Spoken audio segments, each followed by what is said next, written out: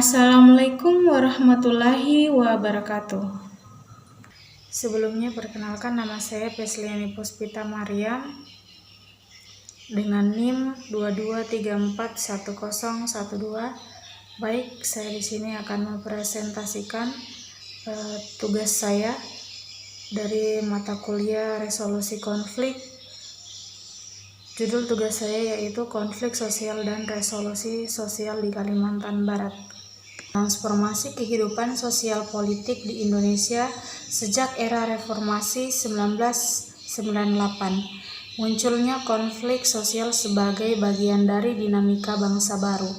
Konflik selama 30 tahun rejim Orde Baru, Orba dianggap tabu dan tersembunyi. Era reformasi memunculkan kesadaran akan konflik sosial yang nyata dan sah. Faktor penyebab konflik sosial: ketimpangan ekonomi dan ketidakpastian nafkah, ketidakadilan distribusi sumber daya, perbedaan identitas, suku, agama, budaya, kondisi sosial ekonomi yang stres, dan terbatasnya akses kehidupan layak. Dimensi konflik sosial di Kalimantan Barat: faktor identitas agama dan etnis, Dayak, Madura, Melayu, kekuatan supra-lokal seperti krisis ekonomi 1997 sampai 1998. Konflik bersifat kompleks, multidimensi, dan bersifat sangat dalam. Dampak konflik berupa kematian, cedera, kehancuran struktur sosial, ekonomi. Kerangka umum resolusi konflik: strategi umum yang bersifat abstrak dan perlu dikembangkan lebih spesifik. Penerapan pendekatan lokal, penerapan hati-hati, dan penerapan partisipatori. Pentingnya mengakomodasi akar penyebab dan dinamika lokal. Pendekatan strategik: membangun dialog dan komunikasi antar kelompok, memberdayakan komunitas lokal dan kelembagaan sosial, mengintegrasikan norma budaya dan adat setempat dalam proses penyelesaian, mengedukasi masyarakat dan memperkuat norma sosial damai. Upaya resolusi konflik secara spesifik: pemetaan akar konflik dan faktor penyebab.